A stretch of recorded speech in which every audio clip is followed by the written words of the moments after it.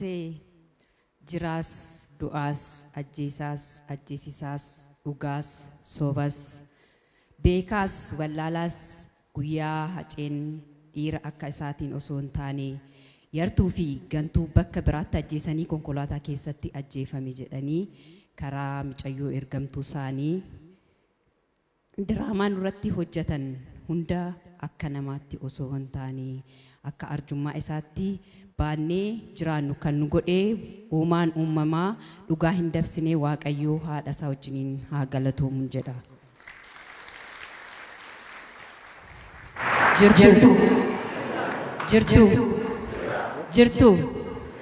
Jirtuun jecha Hacaaluu Hundeessaati.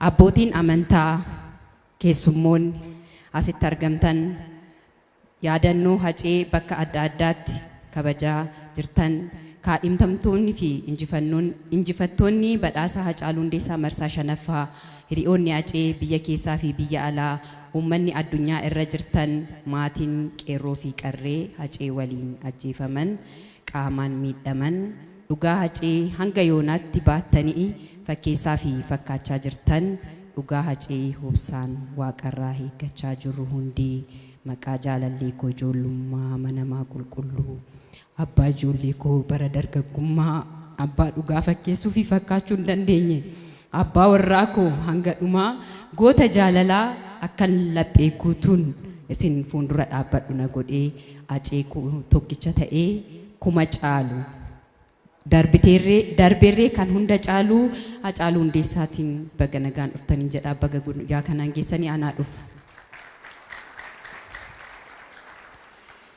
Hacee jaalallee koo abbaa manaa dhugaa qulqulluu amanamaa abbaa ijoollee 3 ijoollee koo guddisii anaan na ajjeesu jetteetu gorfattee ergaa natti dhaammatte.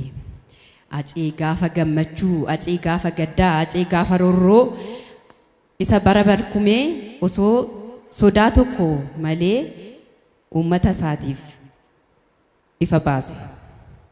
Hacee mataa dhiiraa kan onneen sibiilaa fakkeessuu fakkaachuu hin dandeenye dubbiin isaan sirriidha. Hacee gaafa xiiqii, hacee gaafa roorroo, hacee gaafa ammaarreessaa hiriyoota isaa wajjiniin uummata isaa jajjabeessa. Uummata dararameef sodaa tokko malee rakkoo jiru ibsa. Hacee koo kan kee odeessee hin fixu yeroonis nan gahu sin yaada sin jaaladha yeroo hunda hangan si bira dhufutti keessi koo ibidda. Waxabajjii 6 waggaa 6 har'aa waxabajjii 22 bara 2012 guyyaanis wiixxata. Haceen koo ganama irriibarraa ka'ee uffata jijjiiree ba'uuf ariifata. Ciree nyaadhu bahii maaliif ariifatta jedhee isa gaafannaan kiyyuu koo hin nyaadhu ani nan jarjaraa dallaa ijaarsisuuf dhagaa buuseen jira laaqana nan nyaadha amma dafeen baha jedhee na dhungatee nagaan ooli jedhee nagaa natti dhaammate.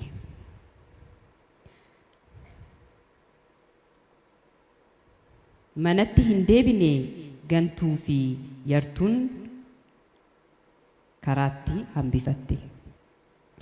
Guyyaan 7 ta'ee 7 ji'a ta'ee jiini waggaa ta'ee waggaan 6 guutuu asumeef as dhihoo si nyaatte adda baasuu dhabee. Hacee koo akkamitti obsitee ijoollee kee ija keessa laaltee hin quufne natti gattee deemtee jedhee sin gaafadhu ati hin obsitu garaan sin danda'u nu gattee deemuu miti. Dhiheerree ingiduu bira bulii yeroon siin jedhu akkatti naan loltu. Si ukkaamsan malee ati toleen jettu didaa koo abbaa dhugaa abbaa xiiqii si yaadee sin barbaadee bahee galuu sagalee keen dhabee. Akka baateetti haftaa jedhee amanuun dadhabee gaaffii wabii milkii deebisuun wallaalee. Erga ati deemtee nuti akka jirrutti jirra waaqa nuuf kadhadhu furmaanni si biraa. Halkan guyyaa ijarraa nan baddu taa'ee ka'uu waanuma kee yaada. Hacee kiyyaa kan dabarsinii seenaa keenya yaadadhe tan gaddaa. Ati hin sobne bakka dhugaa jirta. Waggaa waggaan odaa taatee walitti nu qabda. Nuti su nyaatee dhiiga keen maraata. Qaa'eel Abeel jedhamee yeroo waamamu inaaffaa guddaadhaan maqaa Abeel lafarraa balleessuuf waan inni qabu hunda fudhachuuf Abeel ajjeesuu ture akka furmaataatti kan fudhate gara lagaa geessee dhagaadhaan wagaree yeroo ajjeesuu maqaan Abeel lafarraa nan balleessi jedhee yaadee Waaqni Qaa'eel obboleessi kee Abeel eessa jira jedhee isa gaafannaan Qaa'elis an eegduu obboleessa kootiti jedhee deebiseef. Anaaf aceen koo dhaloota kiyya keessatti akka Abeeli warri Qaa'eel taatanii acee ajjeesistan dhugaa awwaaltan Waaqni samii irraa dhugaan acee sammuu keessan keessaa isin gaafachaa jira warri Qaa'eel taatan dhiigaa fi dhugaa acee irra ciistan nuuf baasa. Acee koo garraamii koo simboo waltajjii onnee sodaa hin beekne ummataaf mormuun dhugaa dubbachuun fakkeessuu fi fakkaachuu dhiisuun garaadhaaf buluun lubbuu kee akka mararree ofiif osoo hin taane biyyaaf jiraachuun akkam akka ta'e sirraa argeera garuu maal godhu maqaa keen dhaadachaa maqaa keen kakachaa onnee dhabnee onnee si dhabsiisne dhugaa kee dhoksinee dhiiga kee lolaasne jedhee hin himadhu dhugaa hin dubbadhu. Yaa hanqina mana kanaa maaliin duuchina qaawwa kana jennee hin gaafannu hunda hin yaafannu duunee boonyee hin awwaallannu duurnee dubbannee hin baafannu ajjeesnee gumaa hin deeffannu acee onnee akka kee hin qabnu silaa maal goonu. Acee koo ati goota yartuutu si galaafatee warra si ajjeesiseetu dhiiga kee dhugee dhugaa kee haguuggate si deebisuuf malee hunduu hirqiffate egaa boonyee sin deebisnu imimmaan lakkuu roobsinee dhugaa kee Waaqaaf dhiisneerraa humna hin qabnu nuti jennee. Acee koo anaaf eenyumtuu qulqulluu miti mootummaan isaa ta'u warri miti mootummaa dhugaa acee nuuf baasaa qulqulluu ta'uu keessan nuuf mirkaneessaa warra acee ajjeesee seeraaf nuuf dhiyeessaa. Guyyaa si ajjeesanii kaasee waan taanes waan ta'aa jirrus hunduu ni beeka. Siifin boo'u acee ana ofiifan boohaa siifin iyyuu acee ana ofiifan iyyaa ati boqotteettaa bakka dhugaa jirta. Anatu soba baatee sobaan guggubata acee abbaa dhugaa acee guutuu nama acee koonaaf waamaa ani dadhabeera acee abbaa dhugaa acee guutuu nama acee koonaaf waamaa ani dadhabeera. Cabiinsa laphee koo gubiinsa keessa koo kan beeku isuma waan hunda danda'ee kan asiin nagahee Waaqa uumaa malee maalan humna qaba galatoomii qofa jechi koonni dhuma galatoomii qofa jechi koonni dhuma. Acee koo maqaa keetiin faawundeeshinii hundeeffamee hojiin adda addaa kan hojjetu yoo ta'u isa keessaa badhaasni kee kan waggaa waggaatti qopheessuu fi odaa taatee kan walitti nu qabudha. Kunis fedha Waaqaatiin malee akka namaatti yoom as geenya. Akka fedha Waaqaatti gara fuulduraatti kaayyoo kee akka itti fufsiisnu abdiin qaba. Uummanni bal'aan faawundeeshinii Hacaaluu Hundeessaa karaa SMS 7855 guyyaatti qarshii tokko deeggaruun warri deeggaraa jirtanis galatoomaa jenna warri nu deeggaruudhaaf barbaadanis kanatti fayyadamaa asumaanan ergaa koo dabarsa. Dorgomtoonni fi injifattoonni badhaasaa Hacaaluu Hundeessaa marsaa 5ffaa irra deebi'uudhaan baga nagaan dhuftan baga gammaddan baga guyyaa kanaan geessan jechuun barbaada.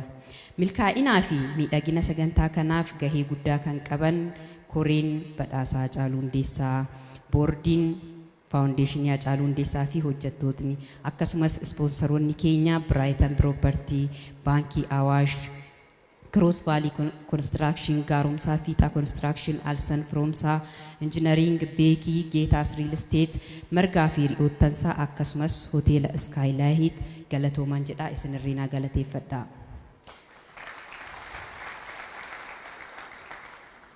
Waaqaa gaditti aceen akkuma Waaqa gaditti aantee akkuma aceensi abdatee abdii isaa eegdee jiruu kee dhiistee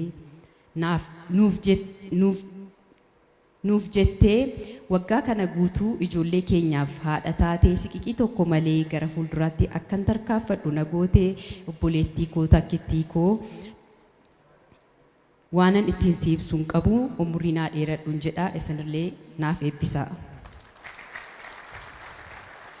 maatiin koo hiriyoonni Hacee maatiin irraa dhaladhe qofti osoo hin taane uummanni Haceen koo isinitti na dhiisee deeme hundi yaadaan qabeenyaan humnaan gorsaan dugunguruu dugdaa naaf taatanii gaafan dadhabu na jajjabeessitanii abdii taatanii abdii natti hortan hundi galatoomaan jedha isinis naa galateeffadha.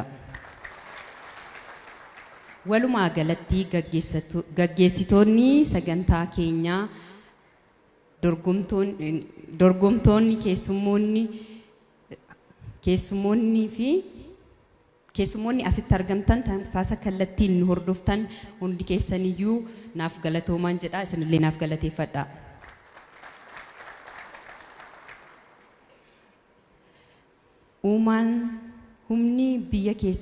Uummanni biyya keessaas kan alaas xiqqaa fi guddaan bakka adda addaatti yaadannoo Hacaaluu kabajan hundi keessaniyyuu galatoomaan jedha isinirree naa galateeffadha.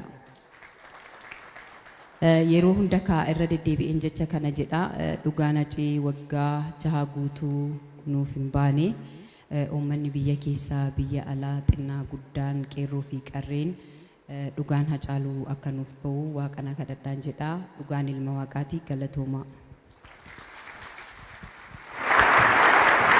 Gootitti ishiinuu mataan isii gootitti seenaan Hacee inni hundu'u inni kaatee jira isiin daran guddiste waan taateef hamilee naa kennaaf irra deebi'aati hundi keessan ulfaadha sa'aatii isin